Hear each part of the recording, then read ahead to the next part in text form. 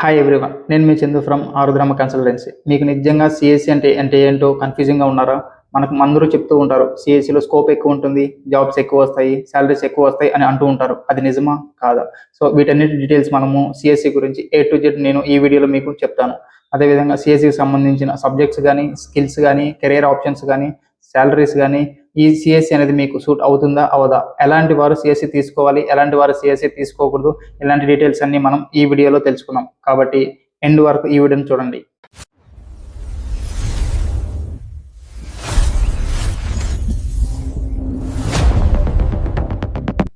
So CSC గురించి మనం explain చేసే ముందుగా సిఎస్సి అనేది ఎవరు తీసుకోవచ్చు, ఎలాంటి వారు తీసుకోకూడదు అనే దాని గురించి మనం డిస్కస్ చేద్దాం. ముందుగా సిఎస్సి అనే దాన్ని ఎవరు చూస్ చేసుకోకూడదు అంటే, వాళ్ళకి లాజిక్ ఎబిలిటీ మీద పెద్దగా ఇంట్రెస్ట్ లేని వాళ్ళు, ఏదో దీన్ని తీసుకుంటే మంచి శాలరీస్ వస్తాయి అన్న ఉద్దేశంతో ఈ కోర్స్ తీసుకునే వాళ్ళకి, ప్రాబ్లమ్ సాల్వింగ్ మీద ఎటువంటి నాలెడ్జ్ లేకుండా సో దాన్ని తీసుకుందాము, ఏదో చదువుకుందాము అనేటి వాళ్ళకి పెద్దగా ఈ కోర్స్ అనేది సూట్ అవ్వకపోవచ్చు. సో ఎవరికి ఈ సూట్ అవుతుంది అనుకుంటే, వాళ్ళకి ప్రాబ్లమ్ సాల్వింగ్ కానీ, అనలిటికల్ థింగ్స్ కానీ, తర్వాత మనకి ఏదైనా కంటిన్యూస్లీ న్యూ థింగ్స్ లర్న్ చేయాలి అన్న ఇంట్రెస్ట్ ఉన్న వాళ్ళకి కానీ, ఏదైనా ఒక ప్రాబ్లం వచ్చినప్పుడు దాన్ని కోడింగ్ ద్వారా దాన్ని సాల్వ్ చేసేదానికి కానీ, న్యూ మెథడ్స్ని ఇన్వాల్వ్ చేయాలి, మనము ఇంకా కొత్తగా క్రియేట్ చేయాలన్న క్యూరియాసిటీ ఉన్న స్టూడెంట్స్కి సిఎస్సి అనేది చాలా ఉపయోగపడుతుంది. సో దాంట్లో మీరు జాయిన్ అయిపోవచ్చు, మీ ఫ్యూచర్ చాలా బాగుంటుంది. సో ఇంకా మెయిన్ సిఎస్సి పార్ట్కి వస్తే, అసలు సిఎస్సి అంటే ఏంది? కంప్యూటర్ సైన్స్ ఇంజనీరింగ్ అనేది software, computers, programmings and problem solving ఇలాంటివి నేర్పించే ఒక కోర్సు. ఇవే కాకుండా అసలు సిఎస్సి అనేది ఒక కోడింగ్ మాత్రమే కాదు. సో ఇందులో ఒక సాఫ్ట్వేర్ని ఏ విధంగా డిజైన్ చేస్తాము, ఇంటర్నెట్ ఏ విధంగా వర్క్ అవుతుంది, ఇంకా మనకి డేటాని ఏ విధంగా స్టోర్ చేస్తారు, ఏ విధంగా ప్రాసెస్ చేస్తారు, ఏఐ అండ్ మిషన్ లెర్నింగ్ని కంప్యూటర్ ద్వారా ఏ విధంగా డెవలప్ చేస్తారు, ఇలాంటి చాలా విషయాలు అనేది మనం సిఎస్సిలో నేర్చుకుంటాము. సో సింపుల్గా చెప్పాలంటే, రియల్ వరల్డ్ ప్రాబ్లమ్స్ని కంప్యూటర్ ద్వారా కొన్ని సాఫ్ట్వేర్ని యూజ్ చేసి సాల్వ్ చేసే ఒక కోర్స్ అనేది సిఎస్సి. సో ఇంకా మెయిన్ పాయింట్కి వచ్చేటప్పటికి, వాట్ ఈస్ సిఎస్సి? అసలు సిఎస్సి అంటే ఏంది? కంప్యూటర్ సైన్స్ ఇంజనీరింగ్ అనేది software, computers, programming, problem solving ఇలాంటి ఎన్నో నేర్పించే ఒక సింపుల్ బ్రాంచ్. ఇవే కాకుండా చాలా మంది ఏంటంటే సిఎస్సిలో కోడింగ్ మాత్రమే ఉంటుంది, ఎక్కువ కోడింగ్ నేర్పిస్తారు అనే విషయాన్ని చాలా మంది చెప్తూ ఉంటారు. సో అదొక్కటే కాదండి, చాలా విషయాలు ఉంటాయి. కంప్యూటర్లో ఏమేమి వర్క్ జరుగుతుంది, సాఫ్ట్వేర్ని ఏ విధంగా డిజైన్ చేస్తారు, డేటాని ఏ విధంగా స్టోర్ చేసి ప్రాసెస్ చేస్తారు, అదేవిధంగా ఇంటర్నెట్ ఏ విధంగా వర్క్ అవుతుంది, ఇదే కాకుండా మనకి ఏఐ కానీ, మిషన్ లెర్నింగ్ ఇలాంటివి ఏ విధంగా డెవలప్ చేస్తారు అనేది ఈ కోర్సులోనే నేర్పిస్తారు. సింపుల్గా చెప్పాలంటే, రియల్ టైమ్ వరల్డ్లో వచ్చే ప్రాబ్లమ్స్ని కంప్యూటర్ ద్వారా ఏ విధంగా సాల్వ్ చేస్తాం అనేది మనకి ఈ బ్రాంచ్లో నేర్పిస్తారు. మెయిన్గా సిఎస్టీ స్టూడెంట్స్కి కావాల్సిన స్కిల్స్. సిఎస్సిలో ఏదో సబ్జెక్ట్ చెప్తున్నారు, మనం చదువుకుంటున్నాము, ఎగ్జామ్స్ రాస్తున్నాము, పాస్ అవుతున్నాము అనుకుంటే మీ లైఫ్ అనేది బాగుండదు. స్కిల్స్ అనేటివి ఎప్పటికప్పుడు మీరు ఇంప్రూవ్ చేసుకుంటూనే ఉండాలి. అదేవిధంగా ప్రాబ్లమ్ సాల్వింగ్ కానీ, లాజికల్ థింకింగ్ ఎబిలిటీ కానీ, తర్వాత కమ్యూనికేషన్ కానీ, మ్యాథమెటిక్స్ నాలెడ్జ్ కానీ, అదేవిధంగా మీకు మెయిన్గా ఇంపార్టెంట్గా ఉండాల్సింది ఏంటంటే పేషెన్స్ అండ్ కన్సిస్టెన్సీ. మీకు ఒక ప్రాబ్లం వచ్చింది, దాన్ని సాల్వ్ చేయాలి అంటే పేషెన్స్ ఉండాలి, ఆ ప్రాబ్లమ్ని థింక్ చేయాలి, న్యూగా ఇన్నోవేటివ్గా ఏదైనా సొల్యూషన్స్ కనుక్కొని దాన్ని సాల్వ్ చేసే నాలెడ్జ్ అనేది మీరు ఇంప్రూవ్ చేసుకోవాలి. ఇవన్నీ మీకు సిఎస్సిలో ఉంటేనే ఈ బ్రాంచ్ ద్వారా మీ లైఫ్ అనేది చాలా బాగుంటుంది. సో ఇప్పుడు మనం సిఎస్సిలో చదివిన కొన్ని ఇంపార్టెంట్ సబ్జెక్ట్స్ గురించి డిస్కస్ చేద్దాం. మెయిన్గా programming languages, C++, Java, Python ఇలాంటి కొన్ని ప్రోగ్రామింగ్ లాంగ్వేజెస్ అనే గురించి మనం సిఎస్సిలో నేర్చుకుంటాము. సికి అడ్వాన్స్డ్ వర్షన్ C++కి advanced version Java advanced version Python. ఇవే కాకుండా చాలా లాంగ్వేజెస్ ఉన్నాయి, జావా స్క్రిప్ట్ ఇలాంటివి చాలా లాంగ్వేజెస్ ఉన్నాయి. దీంట్లో ఏంటంటే జావాకి పైథాన్ డిఫరెన్స్ ఏంటంటే, సికి C++కి సిమిలర్గానే ఉంటాయి, కొన్ని సింటాక్సెస్ అనేది డిఫరెంట్ ఉంటాయి. అదేవిధంగా జావాకి పైథాన్కి ఏంటంటే, జావాలో ఉన్న కోడ్ని 10 లైన్స్ ఉన్న కోడ్ని పైథాన్ అనేది 5 లైన్స్లో మనం కంప్లీట్ చేసి సేమ్ అవుట్పుట్నే మనకు రిలీజ్ చేస్తుంది. ఈ ప్రోగ్రామింగ్ లాంగ్వేజెస్ వల్ల మనకి ఏంటంటే logic, problem solving, logic thinking ability వీటిని చాలా ఇంప్రూవ్ చేస్తుంది మనకి. సిఎస్సిలో ద మోస్ట్ ఇంపార్టెంట్ సబ్జెక్ట్ విషయానికి వస్తే డేటా స్ట్రక్చర్ అండ్ అల్గారిథం. ఇది మనకి డేటాని ఎఫిషియెంట్గా స్టోర్ చేయడము, ప్రాసెస్ చేయడము, ప్రాబ్లమ్ని చాలా ఈజీగా తొందరగా సాల్వ్ చేయడము, ఇలాంటివి డేటా స్ట్రక్చర్ ద్వారా మనం చేస్తాము. ఇంకొక ఇంపార్టెంట్ పాయింట్ ఏంటంటే, డేటా స్ట్రక్చర్ నేర్చుకున్న స్టూడెంట్ ఆ డేటా స్ట్రక్చర్ యొక్క టెక్నాలజీస్ కానీ ఇవన్నీ కానీ మన రెజ్యూమ్లో ఇంక్లూడ్ చేసుకుంటే, అదర్ స్టూడెంట్ రెజ్యూమ్స్కి మన రెజ్యూమ్కి కొద్దిగా వెయిటేజ్ అనేది ఎక్కువ ఉంటుంది. మనల్ని తొందరగా క్లిక్ చేసుకునే ఛాన్సెస్ ఎక్కువగా ఉంటాయి. డేటాబేస్ మేనేజ్మెంట్ సిస్టమ్, ఇది కూడా ఒక main important subject in CSC. చాలా కంపెనీస్కి డేటాబేస్ అనేది చాలా అవసరం. ఈ డేటాబేస్ మేనేజ్మెంట్ సిస్టమ్ ఏం చేస్తామంటే, డేటాని స్టోర్ చేస్తాము, రిట్రీవ్ చేసుకుంటాము, అలాగే సెక్యూర్ చేస్తాము.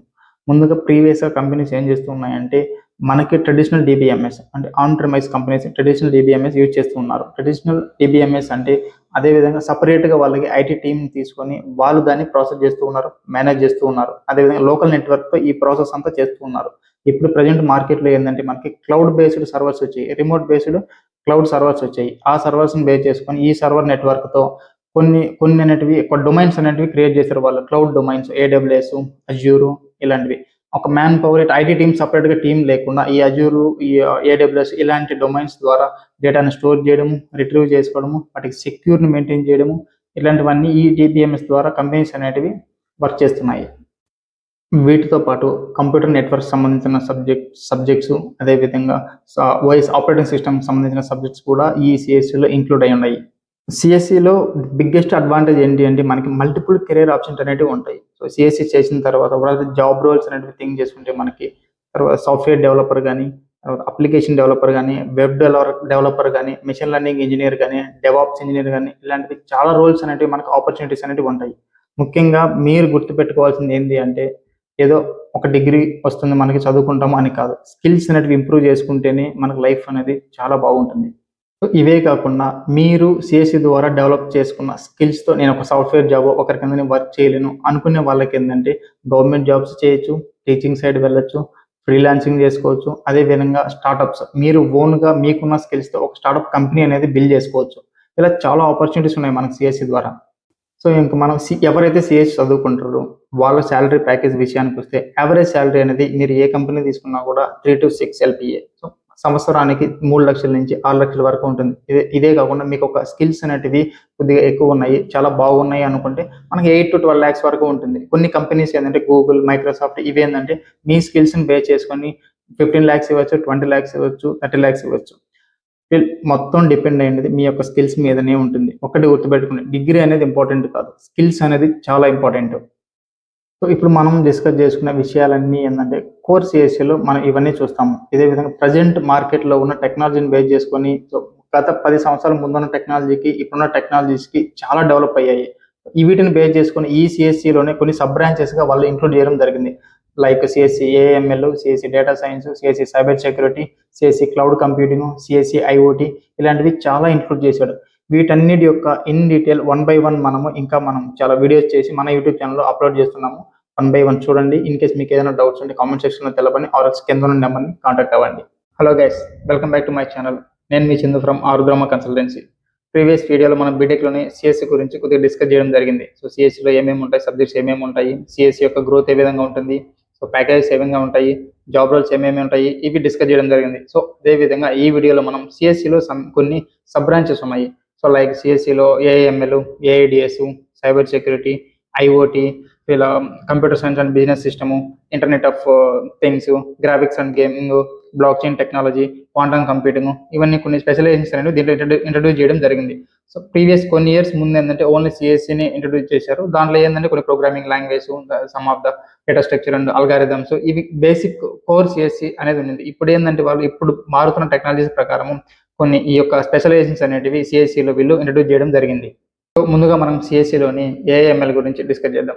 సో అసలు ఏఐఎంఎల్ అంటే ఏంది? సో మామూలుగా జనరల్గా మనం కోడింగ్ పరంగా కాకుండా సాఫ్ట్వేర్ పరంగా కాకుండా జనరల్గా థింక్ చేస్తే ఒక మనిషి ఏ విధంగా అయితే ఆలోచిస్తాడో, ఒక మనిషి ఏ విధంగా అయితే ప్రాబ్లం వచ్చినప్పుడు దాన్ని థింక్ చేసి సాల్వ్ చేస్తాడో దానినే కంప్యూటర్ ద్వారా లేదా మిషన్ అనేది థింక్ చేసి ఆ ప్రాబ్లమ్ని సాల్వ్ చేసే ఒక పద్ధతిని క్రియేట్ చేసే దానిని ఏఐ అంటారు. సో ఫర్ ఎగ్జాంపుల్ మనం చెప్పాలంటే అలెక్సా ఉంది, సిరి ఉంది, ఇవి ఉన్నాయి కదా. మనం ఒక ఎగ్జాంపుల్ దానికి ఒక క్వశ్చన్ అడిగాం అనుకోండి, ఆ క్వశ్చన్ అది లిజన్ చేసి మనిషి లాగానే మనకి ఆన్సర్ ఇవ్వడము, మాట్లాడడము. మనం ఏ క్వశ్చన్ అడిగినా కూడా దానికంటే ఒక ఆన్సర్ అనేది మనకి వాయిస్ రూపంలో కానీ టెక్స్ట్ రూపంలో కానీ మనకు అనేది ప్రొవైడ్ చేస్తుంది. సో అదేవిధంగా ఏంటంటే సెల్ఫ్ డ్రైవింగ్ కార్స్ ఎగ్జాంపుల్ తీసుకుని, సెల్ఫ్ డ్రైవింగ్ కార్స్ ఎలా అంటే మనము స్టీరింగ్ పట్టుకోకుండా సో ఆటోమేటిక్గా కార్ ముందుకు వెళ్ళడము, ముందున్న వస్తువుని ఏదైతే స్పీడ్ బ్రేకర్ కానీ, ట్రీస్ కానీ, కార్స్ కానీ, సిగ్నల్స్ కానీ సెన్సార్ రూపంలో అది ఆటోమేటిక్గా దాన్ని రికగ్నైజ్ చేసి కార్ని ఎక్కడ బ్రేక్ వేయాలి, ఎక్కడ ఆగాలి, ఎటు సైడ్ యూటర్న్ తీసుకోవాలి, లెఫ్టా రైటా, ఇవన్నీ ఏంటంటే మనం ఒక ఏఐని యూజ్ చేసి దాంట్లో ఉన్న సాఫ్ట్వేర్ని బిల్డ్ చేసి కార్ అనేది ఆటోమేటిక్గా రన్ అయ్యేలాగా చేస్తాం. సో దీన్ని ఆర్టిఫిషియల్ ఇంటెలిజెన్స్ అంటారు. ఫైనల్గా ఏఐ యొక్క ముఖ్య ఉద్దేశం ఏంటంటే మనుషులు చేసే పనులు లైక్ చూడడం, మాట్లాడడం, నేర్చుకోవడం, సమస్యను పరిష్కరించడం, ఇవన్నీ మనము కంప్యూటర్ ద్వారా చేయడం. ఏఐ యొక్క టెక్నాలజీస్ యూజ్ చేసి కంప్యూటర్ అనేది ఇదే విధంగా మనుషులు చేసే విధంగానే చూడడం, మాట్లాడడం, నేర్చుకోవడం, ఏదైనా ప్రాబ్లం వచ్చినప్పుడు దాన్ని సాల్వ్ చేయడం, ఇవన్నీ ఒక మెషిన్ ద్వారా చేసేటప్పుడు మనం ఏఐని యూజ్ చేస్తాం. దీన్నే మనం ఆర్టిఫిషియల్ ఇంటెలిజెన్స్ అంటాం. మెషిన్ లెర్నింగ్ విషయానికి వస్తే, మెషిన్ లెర్నింగ్ అనేది ఏఐలో ఒక భాగము. ఫర్ ఎగ్జాంపుల్ ఒక హౌస్ అనుకోండి, హౌస్ మొత్తం మనం ఏఐగా అనుకుంటే ఆ హౌస్లో ఒక రూమ్ ఉంటుంది కదా, ఆ రూమ్ను మనం మెషిన్ లెర్నింగ్గా అనుకోవచ్చు. మెషిన్ లెర్నింగ్ ఏం చేస్తుందంటే ప్రతి దానికి, ప్రతి ఒక్క ఫంక్షనాలిటీకి ఒక సపరేట్ కోడ్ రాయకుండా పాత డేటాను ఉపయోగించి మెషిన్ లెర్నింగ్ అనేది నేర్చుకుంటుంది. ఫర్ ఎగ్జాంపుల్ మనం యూట్యూబ్లో ఏంటంటే ఒక వీడియో గురించి సెర్చ్ చేసామనుకోండి, ఆ వీడియో మనకి ప్రొవైడ్ చేస్తుంది యూట్యూబ్లో. అదే విధంగా దానికి సంబంధించిన దాని రిలేటెడ్గా ఏదైతే సిమిలర్గా ఉంటాయో ఆ వీడియోస్ అన్నిటినీ మనకు కింద కనిపిస్తూనే ఉంటాయి. సో దీనికి మిషన్ లెర్నింగ్ యూజ్ చేస్తాం మనం. అదే విధంగా మనకి ఈమెయిల్ ఉంటుంది, మన ఈమెయిల్స్లో ఏది ఇంపార్టెంట్ మెయిల్స్ ఉన్నాయి, ఏవి స్పామ్ మెయిల్స్ ఉన్నాయి, ఇలాంటివి కూడా మనం దీని ద్వారా గుర్తించవచ్చు. ఇంకా సిఎస్సి ఏఎంఎల్ సబ్జెక్ట్స్ విషయానికి వస్తే, సాధారణంగా అందరు ఇంజనీరింగ్ స్టూడెంట్స్ లాగానే ఫస్ట్ ఇయర్ చూసుకుంటే మనం కోర్ సిఎస్సిలో ఏమైతే సబ్జెక్ట్స్ ఉంటాయో సో అవే నేర్చుకుంటారు. ఈ మ్యాథమెటిక్స్ కానీ, తర్వాత programming for creating coding for programming, problem solving, and ఇంకోటి పైథాన్ ప్రోగ్రామింగ్, ఇంకా సి++, జావా ఇలాంటివి నేర్చుకుంటారు. సో ఏఐఎంఎల్ సంబంధించిన సబ్జెక్ట్స్ ఎప్పుడు స్టార్ట్ అవుతాయి అంటే సెకండ్ ఇయర్లో కొన్ని బేసిక్ సబ్జెక్టులు స్టార్ట్ అవుతాయి. అదేవిధంగా ఫుల్ ఫ్లెడ్జ్డ్గా దాని గురించి కొద్దిగా డెప్త్ డీటెయిల్స్ తెలుసుకునే దానికి మనకు థర్డ్ ఇయర్ నుంచి స్టార్ట్ అవుతాయి. థర్డ్ ఇయర్, ఫోర్త్ ఇయర్, ఈ 2 ఇయర్స్లో సబ్జెక్ట్స్ అనేవి కొద్దిగా ఎక్కువ ఇంక్లూడ్ చేసి వాటి ఏఐఎంఎల్ గురించి ఎక్కువ నాలెడ్జ్ని సబ్జెక్ట్స్ రూపంలో మనకు ప్రొవైడ్ చేస్తారు. సిఎస్సిలో AIML high priority job roles విషయానికి వస్తే, మిషన్ లెర్నింగ్ ఇంజనీర్, వీళ్ళు డేటా మోడల్స్ని డిజైన్ చేయడము, అల్గారిథమ్స్ని క్రియేట్ చేయడం వీరి పని. ఇంకా డేటా సైంటిస్ట్, భారీ డేటాను విశ్లేషించి ఆ కంపెనీకి కానీ లేదా ఆ బిజినెస్ యొక్క క్లయింట్కి కానీ ఉపయోగపడే విధంగా నిర్ణయాలు తీసుకున్న దాంట్లో ఇది మంచి రోల్ని పోషిస్తుంది. అదేవిధంగా ఏఐ డేటా అనలిస్టు, డేటాలోని ప్యాటర్న్స్ని గుర్తించి ఇవి రిపోర్ట్స్ని తయారు చేస్తాయి. అదేవిధంగా deep learning engineer, neural networks, image recognition వంటి క్లిష్టమైన ప్రాజెక్టులు పనిచేస్తాయి. లైక్ ఇప్పుడు మనం ఫోన్ ఓపెన్ చేయాలంటే ఫేస్ రికగ్నిషన్ ఇస్తాము. సో దానికి బ్యాక్ ఎండ్గా వీళ్ళు డీప్ లెర్నింగ్ ఇంజనీర్ అనే వాళ్ళు ప్రోగ్రామింగ్ కానీ ఆ సాఫ్ట్వేర్ అనేది క్రియేట్ చేస్తారు. అదేవిధంగా ఎన్ఎల్పి ఇంజనీర్, చాట్ బాట్స్ మరియు వాయిస్ అసిస్టెంట్ తయారు చేస్తారు. ఫర్ ఎగ్జాంపుల్ మనకి ఇప్పుడు హోటల్ బుక్ చేసిన కొన్ని వెబ్సైట్స్ కానీ అప్లికేషన్స్ కానీ ఉంటాయి. ప్రీవియస్గా మనం ఏం చేస్తామంటే మనకు కావాల్సిన హోటల్ని రిక్వైర్మెంట్స్ అన్ని ఒక హోటల్ ఓపెన్ చేసిన తర్వాత మనకు కావాల్సిన రిక్వైర్మెంట్ ఉన్నాయా లేవా ఇవన్నీ చెక్ చేసుకుంటాము. సో వీళ్ళు ఏం చేస్తారంటే ఆ బాట్ అనేది ఒక ఆప్షన్ అనేది అక్కడ రెడీ చేస్తారు. ఆ బాట్ ఆప్షన్ మనం ఏం చేస్తామంటే మనం ఉన్న రిక్వైర్మెంట్స్ అన్నిటిని అక్కడ మెన్షన్ చేస్తాము లేదా వాయిస్ రూపంలో ఇస్తాము. ఆ ఇన్ఫర్మేషన్ బేస్ చేసుకొని ఆ హోటల్స్లో ఇలాంటి హోటల్స్ ఉన్నాయా లేవా, ఇలాంటి ఫెసిలిటీస్ ఉన్నాయా లేవా అన్నిటినీ ఫిల్టర్ చేసి మన ముందు పెడతాయి. అదేవిధంగా ఏఐ కన్సల్టెంట్, కంపెనీలోని ఏఐని ఏ విధంగా ఉపయోగించాలి అలాంటి ఇన్ఫర్మేషన్ వీరు కంపెనీకి ప్రొవైడ్ చేస్తారు. ప్యాకేజ్ విషయానికి వస్తే ఫ్రెషర్గా తీసుకుంటే మనకు ఒక 8 to 10 lakhs ఉంటుంది. అదేవిధంగా మినిమం 3 to 5 years ఎక్స్పీరియన్స్ ఉన్న వాళ్ళకి 10 lakhs to 20 lakhs వరకు ఉంటుంది. అదే ఇంకా ఎక్కువ ఎక్స్పీరియన్స్ ఉన్న వాళ్ళకి 30 lakhs to 50 lakhs వరకు ఉంటుంది. ఇంకా కొన్ని major product based companies Google, Microsoft ఇవి ఏంటంటే 1 crore వరకు కూడా వీళ్ళు పే చేయడానికి రెడీగా ఉంటారు. సిఎస్సి ఏఎంఎల్ మీద హై ప్యాకేజ్ ప్రొవైడ్ చేసి ఎంప్లాయీస్ని రిక్రూట్ చేసిన కొన్ని కంపెనీస్ తీసుకుంటే ఎన్విడియా, అడాబ్, అమెజాన్, మైక్రోసాఫ్ట్ ఇలాంటివి చాలా కంపెనీస్, ప్రొడక్ట్ బేస్డ్ కంపెనీస్, ఇలాంటి కొన్ని కంపెనీస్ అనేటివి జాబ్స్ అనేవి ప్రొవైడ్ చేస్తున్నారు. ఇంకా మీకు ఏదైనా క్వైరీస్ ఉంటే కామెంట్ సెక్షన్లో తెలపండి. అదేవిధంగా సిఎస్సిలో మరొక సబ్ బ్రాంచ్ యొక్క ఇన్ డీటెయిల్ ఇన్ఫర్మేషన్ వీడియోతో మళ్ళీ కలుద్దాం. డార్క్ వెబ్ అనేది కొన్ని ఉంటాయి అన్నమాట. అవి మనకి ఎవ్వరికి కనిపించవు, ఎట్లా ఉంటాయో కూడా తెలియదు. కానీ డార్క్ వెబ్లో మీకు కావాల్సిన డేటా ప్రతి ఒక్కటి అందులో దొరుకుతాయి. ఏదైనా సరే మన యొక్క పాస్వర్డ్స్ కానీ, డేటా కానీ, క్లౌడ్లో స్టోర్ చేసుకున్న ఫొటోస్ కానీ, వాటెవర్ ఇట్ ఈస్ ఏదైనా సరే మనకి ప్రతి ఒక్కటి అందులో దొరుకుతాయి. ఏదైనా సరే ప్రతిదీ, డ్రగ్స్ కానీ, గన్స్ కానీ ప్రతిదీ దాంట్లో దొరుకుతూనే ఉంటాయి. సో ఈ యొక్క మన ఇన్ఫర్మేషన్ వాళ్ళు డార్క్ వెబ్లో పెడతారు. ఆ డార్క్ వెబ్లో పెట్టడం వల్ల వాళ్ళు దాన్ని మిస్యూజ్ చేసే ఛాన్సెస్ కూడా ఉంటాయి. సైబర్ సెక్యూరిటీ అనేది లేకపోతే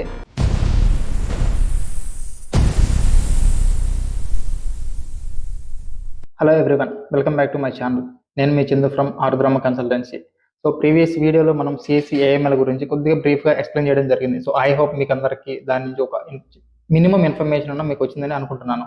సో ఇప్పుడు మనము ఈ వీడియోలో సైబర్ సెక్యూరిటీ గురించి డిస్కస్ చేద్దాం. అసలు సైబర్ సెక్యూరిటీ అంటే ఏంది, అసలు దాని ఇంపార్టెన్స్ ఏంది, సైబర్ సెక్యూరిటీ అనేది ఎందుకు యూజ్ చేస్తారు, సో దీనివల్ల ఫ్యూచర్ ఏ విధంగా ఉంటుంది, దాంట్లో కెరియర్ ఆప్షన్స్ ఏ విధంగా ఉంటాయి, సో వీటన్నిటి గురించి మనం 1 by 1 డిస్కస్ చేద్దాం. So first, what is cyber security? అసలు సైబర్ సెక్యూరిటీ అంటే ఏంది? సింపుల్ వర్డ్స్లో చెప్పాలంటే మనము ప్రొటెక్షన్ ఫ్రమ్ ద హ్యాకర్స్, అంటే ఏదైనా సంబంధించిన విషయం. ప్రొటెక్షన్ ఫ్రమ్ ద హ్యాకర్స్ అంటే ఇప్పుడు కంప్యూటర్స్ కానీ, సాఫ్ట్వేర్స్ కానీ, తర్వాత నెట్వర్క్స్ కానీ, సర్వర్స్ కానీ, మొబైల్ డివైజెస్ కానీ, డేటా కానీ, వీటన్నిటిని సో డిజిటల్ హ్యాకర్స్ నుంచి ప్రొటెక్ట్ చేయడము. Whenever we use, so online payments కానీ, సో గూగుల్లో సెర్చ్ చేయడం కానీ, తర్వాత మన ఫొటోస్ని క్లౌడ్లో స్టోర్ చేయడం కానీ, సో ఇవే కాకుండా ఇన్స్టాగ్రామ్లో మన యొక్క డీటెయిల్స్, మెయిల్ ఐడి, పాస్వర్డ్స్ ఇవన్నీ దాంతో లాగిన్ అవ్వడం కానీ ఇవన్నీ సెక్యూర్గా ఉండాలంటే ఖచ్చితంగా సైబర్ సెక్యూరిటీ అనేది నీడ్ అనమాట. ఇక్కడ ఖచ్చితంగా సైబర్ సెక్యూరిటీ యూజ్ చేసే వీటి యొక్క ప్రొటెక్షన్ అనేది వాళ్ళు బిల్డ్ చేస్తారు. సో ఇఫ్ ఇన్ కేస్ ఇవన్నీ మనం యూజ్ చేసినప్పుడు సైబర్ సెక్యూరిటీ అనేది లేకపోతే మన యొక్క పాస్వర్డ్స్ కానీ, డేటా కానీ, క్లౌడ్లో స్టోర్ చేసుకున్న ఫొటోస్ కానీ, వాట్ ఎవర్ ఇట్ ఈస్ ఏదైనా సరే మనకి ఇది డార్క్ వెబ్ అనేది కొన్ని ఉంటాయన్నమాట. అవి మనకి ఎవ్వరికి కనిపించవు, ఎక్కడ ఉంటాయో కూడా తెలియదు. కానీ డార్క్ వెబ్లో మీకు మీకు కావాల్సిన డేటా ప్రతి ఒక్కటి అందులో దొరుకుతాయి. ఏదైనా సరే ప్రతిదీ దాని నుంచి ప్రతిదీ దాంట్లో దొరుకుతూనే ఉంటాయి. సో ఈ యొక్క మన ఇన్ఫర్మేషన్ వాళ్ళు డార్క్ వెబ్లో పెడతారు. ఆ డార్క్ వెబ్లో పెట్టడం వల్ల వాళ్ళు దాన్ని మిస్యూజ్ చేసే ఛాన్సెస్ కూడా ఉంటాయి. సో వీటన్నిటిని సెక్యూర్ చేయడానికి సైబర్ సెక్యూరిటీ అనేది ఖచ్చితంగా అవసరం.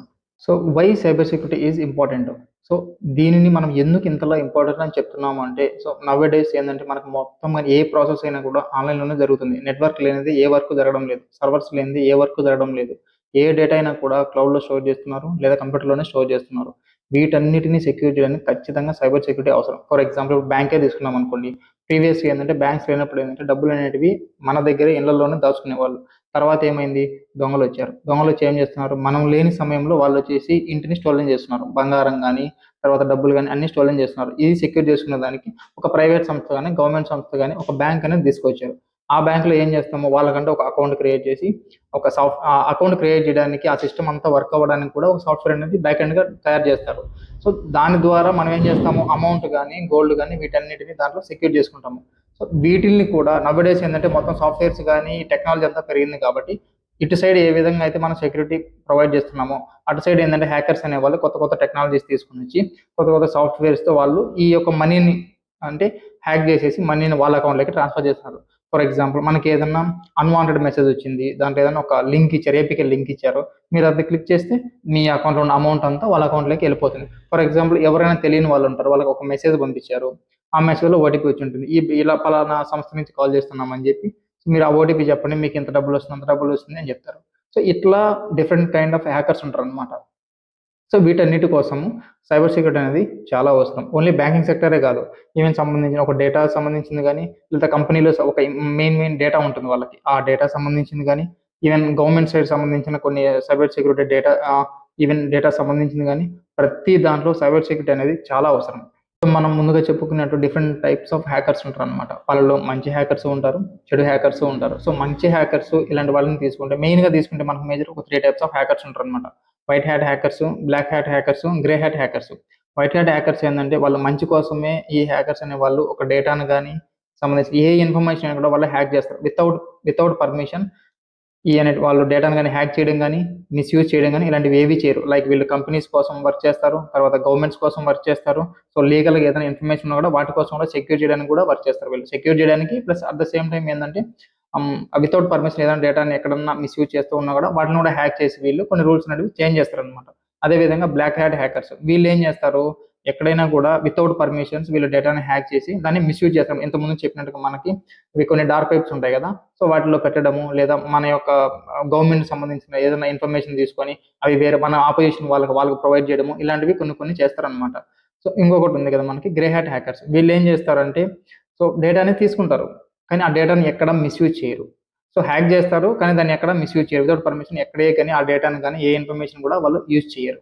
సో ఇప్పుడు సైబర్ సెక్యూరిటీ కావాల్సిన కొన్ని మినిమం స్కిల్స్ గురించి మనం తెలుసుకున్నాం. సో సైబర్ సెక్యూరిటీ అనేది అంత ఈజీ ఏమీ కాదు. సో ఇది కొద్దిగా కష్టంగానే ఉంటుంది, బట్ దీనికి ఫ్యూచర్ కూడా చాలా బాగుంటుంది. లైక్ మనకు ఎవరైనా సరే సైబర్ సెక్యూరిటీ నేర్చుకుంటున్నారు, తర్వాత దాని గురించి జాబ్స్ కావాలి అనుకునే వాళ్ళకి కొన్ని బేసిక్స్ అనేటివి, కొన్ని తెలిసిన స్కిల్స్ అనేటివి వచ్చి ఉండాలి. లైక్ నెట్వర్కింగ్ బేసిక్స్ అని కానీ, లైనక్స్ కమాండ్స్ కానీ, తర్వాత బేసిక్ ప్రోగ్రామింగ్ లైక్ పైథాన్ కానీ, understanding of OS, Windows or Linux whatever it is, problem solving mind set కానీ, సో పేషెన్స్ అనేవి ఇలాంటివి కొన్ని ఖచ్చితంగా వాళ్ళకి స్టూడెంట్ అనే వాళ్ళకి కానీ, సైబర్ సెక్యూరిటీ చేసిన వాళ్ళకి కానీ ఖచ్చితంగా ఇవి కావాలి.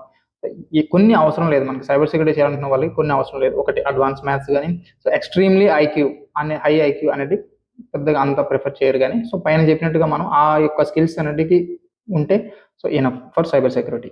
యాజ్ యూజువల్గా మనం ప్రీవియస్ వీడియోలో చెప్పుకున్నట్టుగా మీ సిఎస్సిలో ఏఎంఎల్ తీసుకున్నా కూడా, సైబర్ సెక్యూరిటీ తీసుకున్నా, ఏ కోర్స్ తీసుకున్నా కూడా ఫస్ట్ ఇయర్ అట్లా చూసుకుంటే మనకి 4 సబ్జెక్టులు ఏవైతే సబ్జెక్ట్స్ ఉన్నాయో అవి కూడా ఇక్కడ ఇంక్లూడ్ అవుతాయి. సో దాంతోపాటు ఏంటంటే సైబర్ సెక్యూరిటీ సంబంధించిన కొన్ని సబ్జెక్ట్స్ అనేవి యాడ్ చేస్తారు. దానికి సంబంధించిన స్కిల్స్ అనేవి మీకు సెకండ్ ఇయర్ నుంచి స్టార్ట్ అవుతాయి. 4th ఇయర్ ఎండ్ అయ్యేటప్పటికి దాని గురించి కొద్దిగా బ్రీఫ్గా మంచి నాలెడ్జ్ అనేది వాళ్ళు ప్రొవైడ్ చేస్తారు.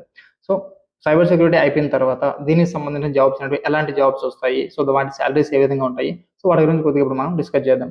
లైక్ సైబర్ సెక్యూరిటీ అనలిస్ట్ కానీ, ఎథికల్ హ్యాకర్ కానీ, ఎస్ఓసి అనలిస్ట్ కానీ, క్లౌడ్ సెక్యూరిటీ ఇంజనీర్ కానీ, సో ఓకే, ఇలాంటివి చాలా చాలా జాబ్స్ అనేవి ఈ సైబర్ సెక్యూరిటీ మీద ఉన్నాయి.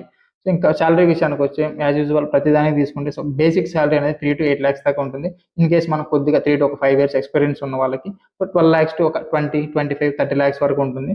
సో ఇంకా ఎక్స్పర్ట్స్ అంటే 10 years, 12 years, 14 years ఎక్స్పీరియన్స్ ఉన్న వాళ్ళకి 30 lakh plus వరకు ఉండొచ్చు. ఇంకా వేరే వేరే కంపెనీస్ తీసుకుంటే వాళ్ళు ఇంకా హై కూడా మనకి పే చేసే ఛాన్సెస్ ఉన్నాయి.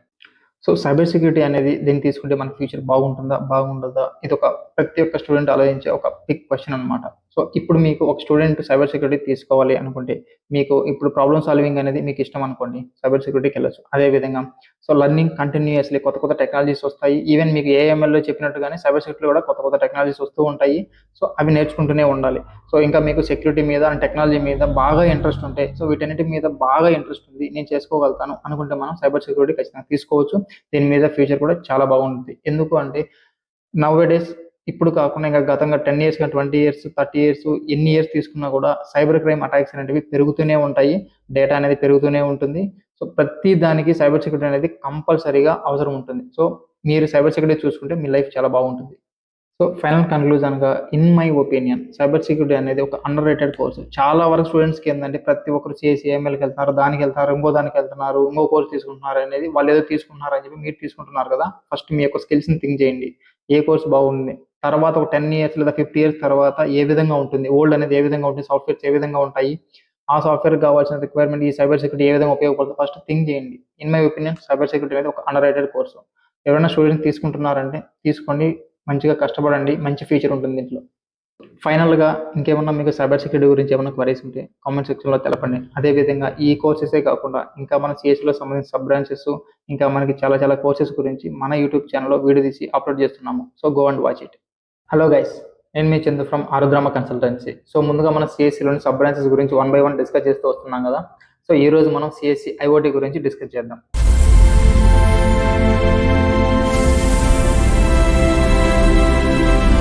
సో మెయిన్గా తీసుకుంటే అసలు సిఎస్సి ఐఓటీ అంటే ఏంది, జనరల్గా దాంట్లో ఏమేమి చేస్తారు.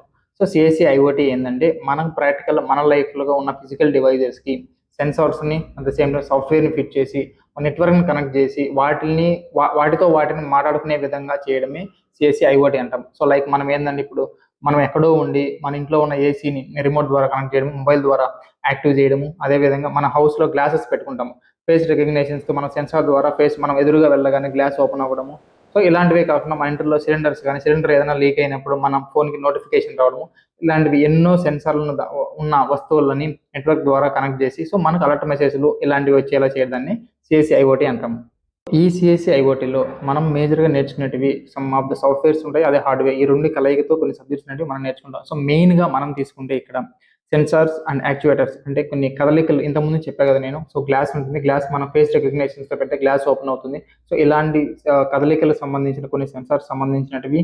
అదేవిధంగా మైక్రో కంట్రోలర్స్ లైక్ కంప్యూటర్లోనే చిన్న చిన్న బోర్డ్స్ ఉంటాయి కదా. సో వాటికి సంబంధించినవి కొన్ని ఏ విధంగా వర్క్ చేయాలి, ఏ విధంగా డిజైన్ చేయాలి, ఇలాంటి వాటి గురించి నేర్చుకుంటాము. అదేవిధంగా కనెక్టివిటీ లైక్ వైఫై ఉంటుంది, నెట్వర్క్ ఉంటుంది, తర్వాత బ్లూటూత్ ఉంటుంది. వీటి ద్వారా డేటాని ఒక ప్లేస్ నుంచి ఇంకో ప్లేస్కి ఏ విధంగా ట్రాన్స్ఫర్ చేస్తాము, సో దీని మీద నేర్చుకుంటాము. అదేవిధంగా క్లౌడ్ కంప్యూటింగ్, సో వస్తువుల నుంచి వచ్చే డేటాని, ద బిగ్ డేటాని మనం క్లౌడ్లో ఏ విధంగా స్టోర్ చేస్తాము, సో దీని గురించి మనం క్లౌడ్ కంప్యూటింగ్లో నేర్చుకుంటాం మనం. అదేవిధంగా డేటా అనలిటిక్స్, సో సేకరించిన డేటాని ఏ విధంగా అయితే డేటా వస్తుందో దాన్ని క్లౌడ్లో స్టోర్ చేస్తాం కదా. సో స్టోర్ చేసిన డేటాని ఏ విధంగా అనలైజ్ చేస్తాము, ఏ విధంగా మనకు అవసరమైన డేటాను తీసుకుంటాము, సో దాని గురించి, సో వీటన్నిటి గురించి మేజర్గా మనం సిఎస్సి ఐఓటీలో నేర్చుకుంటాము.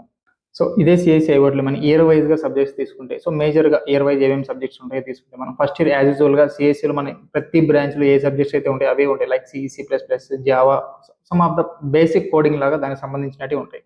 సో సెకండ్ ఇయర్కి మనం తీసుకుంటే డేటా స్ట్రక్చర్స్ కానీ, జావా కానీ, ఎలక్ట్రానిక్స్ కానీ, మైక్రో ప్రాసెసర్స్ కానీ, సో వీటికి సంబంధించిన సబ్జెక్ట్స్ కొద్దిగా బేసిక్స్ అనేవి నేర్పిస్తారు అనమాట. థర్డ్ ఇయర్కి వచ్చేటప్పటికి IoT architecture, sensors, cloud computing, some of the information about AI, so వీటి గురించి థర్డ్ ఇయర్లో మనకి నేర్పిస్తారు అనమాట.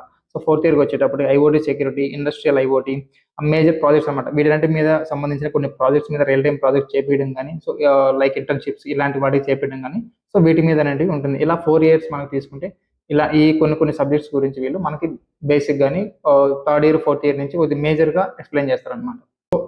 ప్రతి ఒక్కరు థింక్ చేసేది ఏంటంటే దీనికి ఫ్యూచర్ ఉంటుందా? ఉండదా? అనే ఒక క్వెషన్ మార్క్ అనేది ప్రతి ఒక్క మైండ్‌లో ఉంటుంది. సో దీనికి తీసుకుంటే మనకి ఇప్పుడున్న రోజుల్లో, రానున్న రోజుల్లో కూడా ప్రతి ఒక్క సిటీ అనేది స్మార్ట్ సిటీగా మారుతుంది. లైక్ స్మార్ట్ హౌసెస్ గానీ, ఆటోమేటిక్ కార్స్ గానీ, సెన్సార్స్ గానీ ప్రతి ఒక్కటి డెవలప్ అవుతూనే ఉంటుంది. ప్రతి ఒక్కటి ఇంటర్నెట్‌తో కనెక్టివిటీ అయ్యే ఉంటుంది. సో ఇలాంటివన్నీ పెరిగే కొద్దీ, టెక్నాలజీస్ పెరిగే కొద్దీ ఖచ్చితంగా మనకి ఇంటర్నెట్ అనేది ప్రతి ఒక్కరికి అవసరం అవుతుంది. సో అలాంటప్పుడు ఈ యొక్క సీఎస్‌సి, ఐఓటీ వాళ్ళు దీనికి ఎక్కువగా హ్యాండిల్ చేస్తారు కాబట్టి దీనికి ఫ్యూచర్ అనేది చాలా బాగుంటుంది. ఈ సీఎస్‌సి, ఐఓటీలో కొన్ని కామన్ జాబ్స్ గురించి మనం చూసుకోవాల్సొస్తే, సో ఐఓటీ డెవలపర్ గానీ, ఎంబెడెడ్ సిస్టమ్ ఇంజినీర్ గానీ, ఐఓటీ సొల్యూషన్ ఆర్కిటెక్ట్ గానీ, డేటా అనలిస్ట్ గానీ, ఐఓటీ సెక్యూరిటీ స్పెషలిస్ట్ ఇలాంటివి కొన్ని రోల్స్ అనేటివి ఉంటాయన్నమాట. సో వీటికి సంబంధించిన ప్యాకేజెస్ గురించి మనం మాట్లాడుకోవాల్సొస్తే బేసిక్‌గా ఎవరికైనా ఫ్రెషర్‌గా తీసుకుంటే 4-8 లాక్స్ దాకా ఉంటుంది. అదే కొద్దిగా experience 2 years, 3 years, 4 years experience ఉంటే వాళ్ళకి 10-15 లాక్స్ అలా ఉంటుంది. ఆర్ ఎల్స్ 15-20 లాక్స్ అనేది ఉంటుంది. సో ఇంకా ఎక్కువ ఎక్స్‌పీరియన్స్ ఉన్న వాళ్ళకి 30 లాక్స్, 40 లాక్స్, 50 లాక్స్ వరకు కూడా కొన్ని కంపెనీస్ అనేవి వీళ్ళకి ప్రొవైడ్ చేస్తాయి. ఈ సీఎస్‌సి, ఐఓటీకి సంబంధించిన స్టూడెంట్స్‌కి ఏ కంపెనీస్ ఎక్కువగా రిక్రూట్ చేసుకుంటాయి? లైక్ సమ్ ఆఫ్ ద కొన్ని టాప్ కంపెనీస్ గురించి మనం ఇప్పుడు చెప్పుకుందాం. సో లైక్ టెక్ జెయింట్స్ గురించి తీసుకుంటే Google, Microsoft, Amazon, like IBM ఇలాంటి కంపెనీస్ అన్ని టెక్ సంబంధించిన వాళ్ళు వీళ్ళని రిక్రూట్ చేసుకుంటారు. అదేవిధంగా ఎలక్ట్రానిక్స్ అండ్ నెట్వర్కింగ్ తీసుకుంటే ఇంటెల్, సిస్కో, క్వాల్కమ్ ఇలాంటి పెద్ద పెద్ద కంపెనీలు తీసుకుంటాయి అనమాట. దేనికి? ఎలక్ట్రానిక్స్ నెట్వర్క్ బేస్డ్ స్టూడెంట్స్‌కి. సో ఆటోమొబైల్స్ అండ్ మ్యానుఫ్యాక్చరర్స్ తీసుకుంటే బోచ్, టెస్లా, టాటా మోటార్స్ ఇలాంటివి ఆటోమొబైల్ సంబంధించిన కంపెనీస్ వీళ్ళని రిక్రూట్ చేసుకుంటాయి. సో ఐటీ సర్వీసెస్ తీసుకుంటే ఇంక మనకు తెలిసిన TCS, Infosys, Wipro, HCl, Deloitte ఇలాంటి సంబంధించిన కంపెనీస్‌లో తీసుకుంటారు. ఫైనల్‌గా ఒక మాటలో చెప్పాలంటే సీఎస్‌సి, ఐఓటీకి ఫ్యూచర్‌లో కూడా చాలా డిమాండ్ ఉంటుంది. సో ఎవరికైనా హార్డ్‌వేర్, సాఫ్ట్‌వేర్ కంబైన్డ్‌గా ఏదైనా నేర్చుకోవాలి, ఏమన్నా నేను కొత్త కొత్తవి ప్రాజెక్టులు చేసి ఈ ఫిజికల్ డివైజెస్ మీద ఎక్కువ ఇంట్రెస్ట్ ఉంది అనే వాళ్ళకి సీఎస్‌సి, ఐఓటీ తీసుకోండి. ఫ్యూచర్ చాలా బాగుంటుంది. మంచి ప్యాకేజ్ కూడా వస్తాయి. సో ఇదే విధంగా ఈ కోర్సెసే కాకుండా బీటెక్‌లో ఉన్న ఆల్ కోర్సెస్ యొక్క డీటెయిల్స్ తెలుసుకోవాలనుకుంటే మా యూట్యూబ్ ఛానల్ ఫాలో అవ్వండి. అదేవిధంగా ఇప్పుడు మనం డిస్కస్ చేసుకున్న ప్రతి ఒక్క కోర్స్ అనేది ఏ యూనివర్సిటీలో బాగుంది, ఏ యూనివర్సిటీలో చదువుకుంటే గుడ్ నాలెడ్జ్ వస్తుంది అనే విషయాలు తెలుసుకోవాలనుకున్నా కూడా మా యూట్యూబ్ ఛానల్‌ని ఫాలో అవ్వండి. హలో గైస్, నేను మీ చందు ఫ్రమ్ ఆరుద్రామ కన్సల్టెన్సీ. సో ప్రీవియస్‌గా మనము బీటెక్‌లో ఉన్న సిఎస్సి బ్రాంచ్ గురించి, సిఎస్సి ఉన్న సబ్ బ్రాంచెస్ గురించి మనం ప్రీవియస్‌గా వీడియోస్ చేయడం, వాటి గురించి కొద్దిగా డీటెయిల్‌గా ఎక్స్‌ప్లనేషన్ చేయడం జరిగింది. సో ఈ రోజు మనము ద మోస్ట్ టఫెస్ట్ బ్రాంచ్, అదే విధంగా సో మంచిగా వెయిటేజ్ ఉన్న బ్రాంచ్ గురించి ఈ రోజు మనం డిస్కస్ చేద్దాం. అదే మనది ఈసీఈ.